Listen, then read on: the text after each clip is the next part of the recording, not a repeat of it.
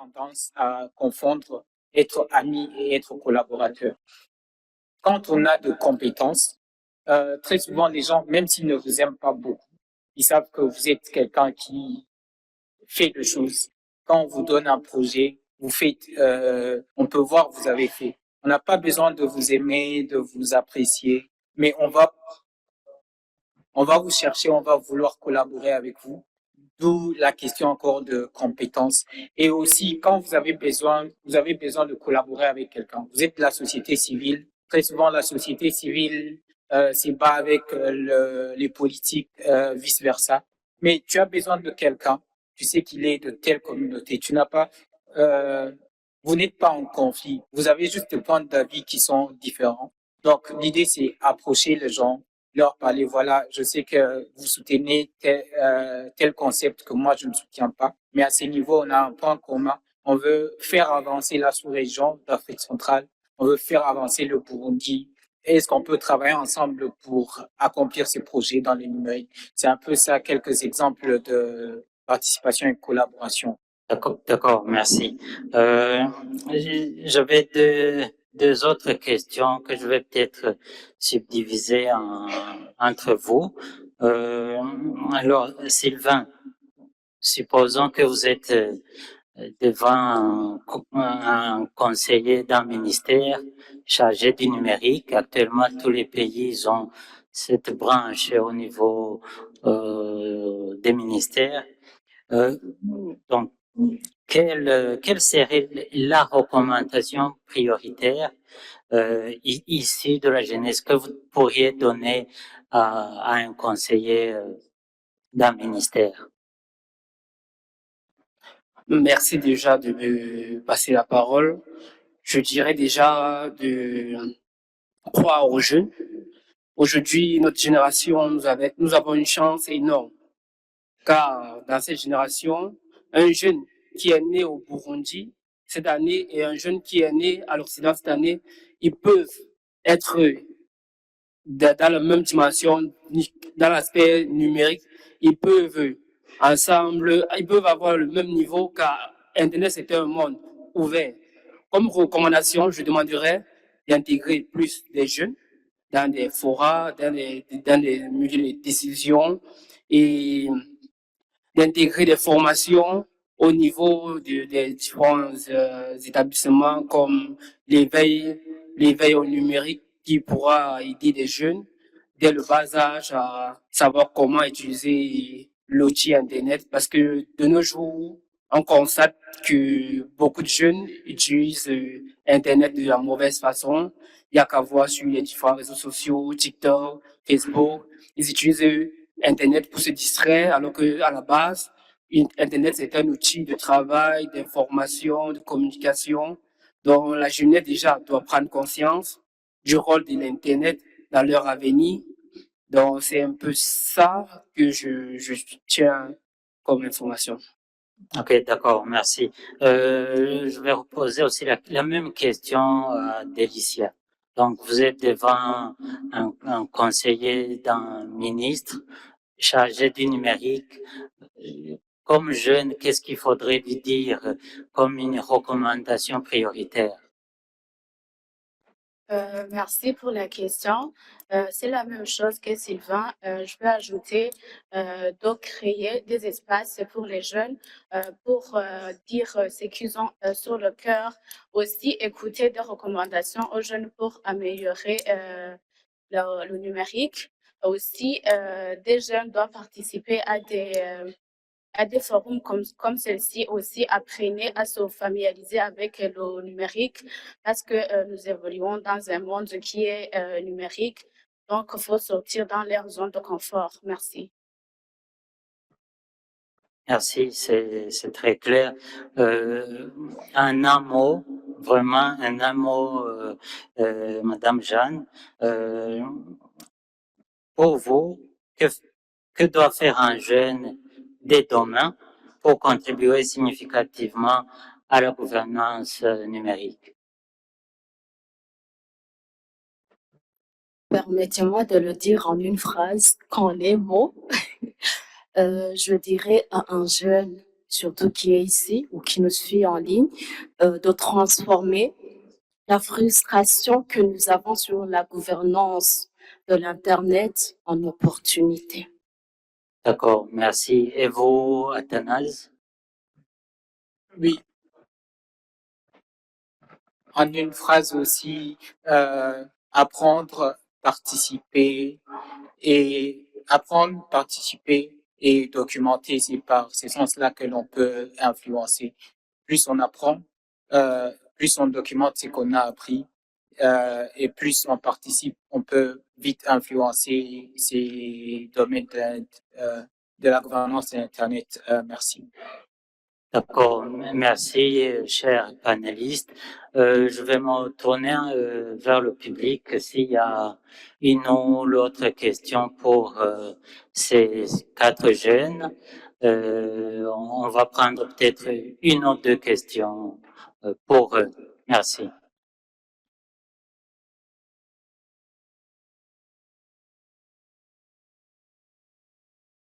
Oui, effectivement, ils méritent qu'on les applaudisse encore une fois.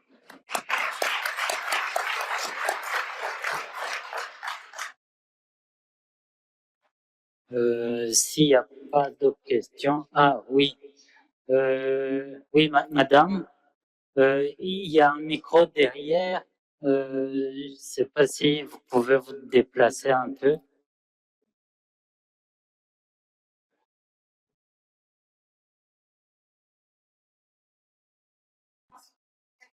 Oui, bonjour, je suis Katia Falki, société à Progest. Je suis développeuse web des systèmes de l'information et de la communication. Je suis connectée depuis 1995. J'ai vu le début d'Internet, j'ai vu la naissance de Google. Et moi, actuellement, j'ai une inquiétude. Il y a un fossé numérique qui s'est creusé entre les jeunes parce qu'il y a un manque d'information, un manque vraiment de formation. Les jeunes pensent qu'on fait tout avec un téléphone portable. On ne se forme plus. Je vois des jeunes coder à l'aide d'intelligence artificielle. Je vois tout ça et je suis très inquiète parce qu'on est en train de perdre le réseau. On n'a plus de techniciens dans le monde. Dans le monde entier, on manque de techniciens, de développeurs, de tout. Qu'est-ce que vous comptez faire pour les formations professionnelles et surtout, comment vous allez convaincre les jeunes de prendre cette filière qui est très difficile actuellement, notamment pour les femmes?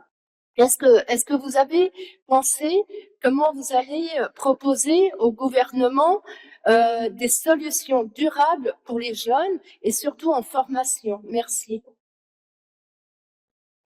Merci. Alors, je ne sais pas à qui c'est adressé, mais j'ai tendance à demander à Sylvain.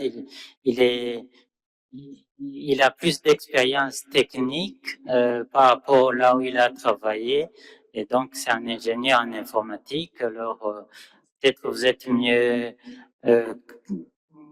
disposé à répondre. Merci déjà pour la question. C'est ce que je disais tantôt.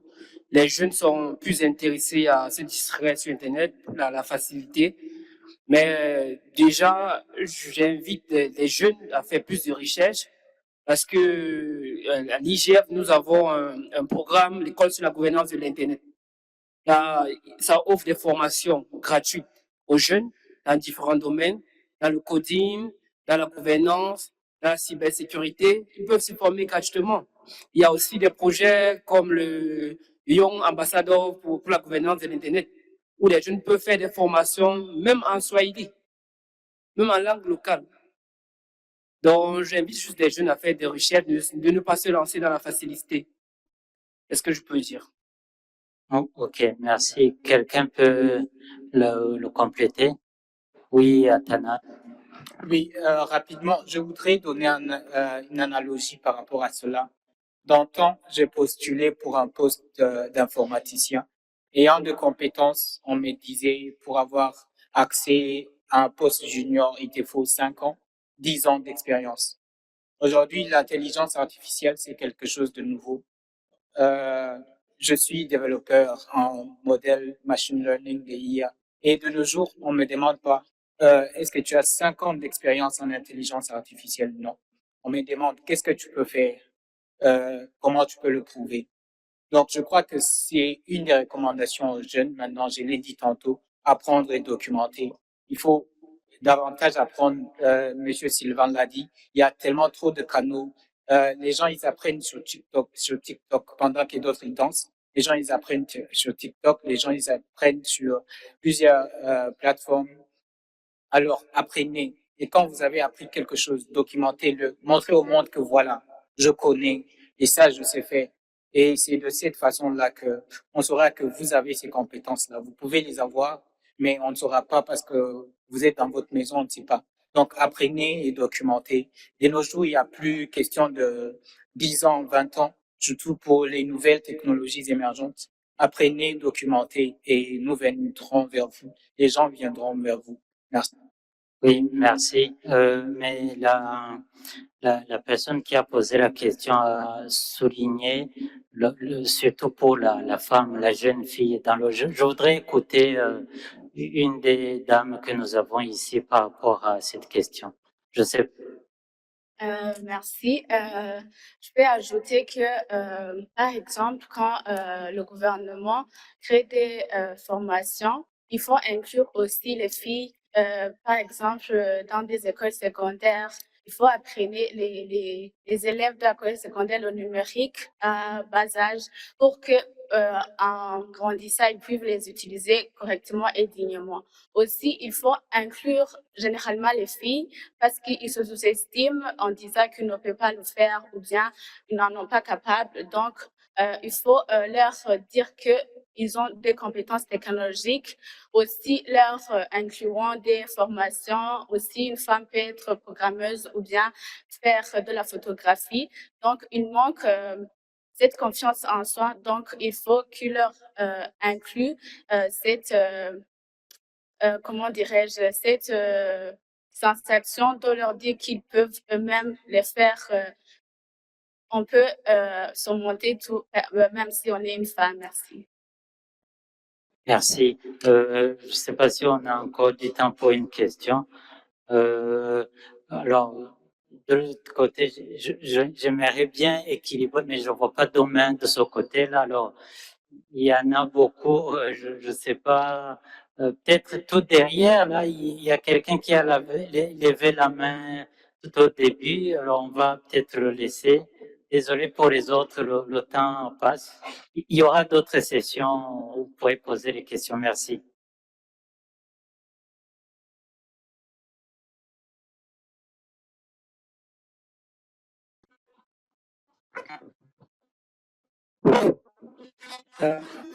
Merci pour cette occasion. Moi, je voudrais poser une question concernant les renseignements que nous trouvons sur les Moodle ou bien plateformes. Est-ce que tout ce que nous voyons sur YouTube, par exemple, ou bien pour les Moodle, sont réels, sont efficaces?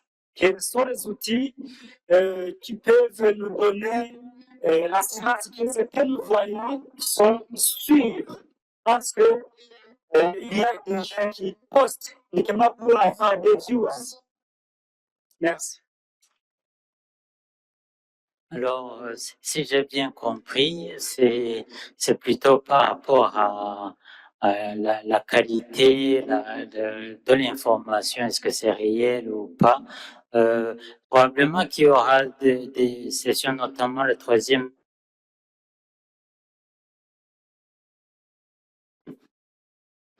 troisième session qui va aborder ce sujet-là, de la réalité de l'information. Mais très rapidement, Jeanne, je vous laisse répondre à la question.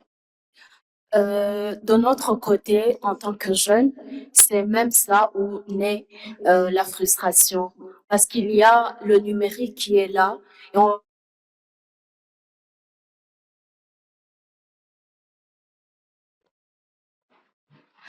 Et je disais que le numérique est là, mais on n'a vraiment pas de connaissances, de vraies compétences en ce qui concerne l'usage de l'Internet. Et c'est à base de ça qu'on se met parfois dans des pièges nous-mêmes.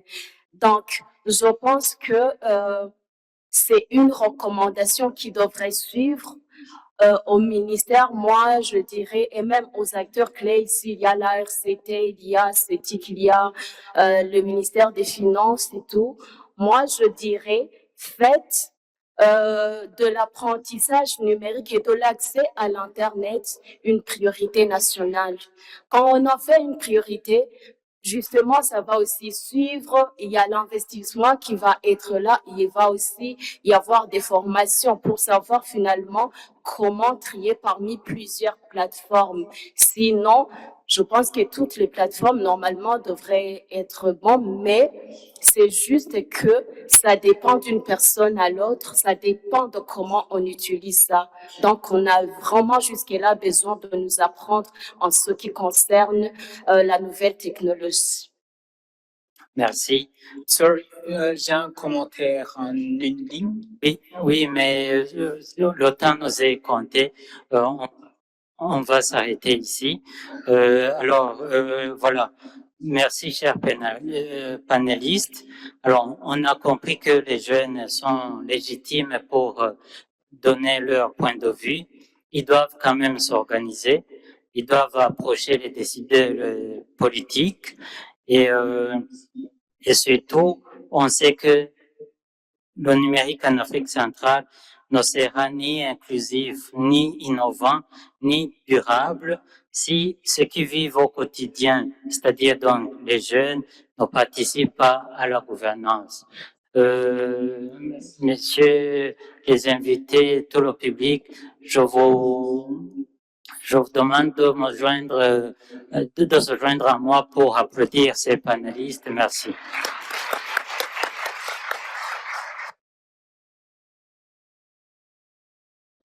Merci bien. Je vous prie d'applaudir et le docteur Denay, qui a été avec les 4 jeunes, à savoir Reine Délicia, Jeanne, Sylvain et Athanase. Et les âges ne sont pas très loin. Il n'est pas moins jeune, le docteur, et il s'y est bien pris. Ils ont bien presté. Et encore une fois,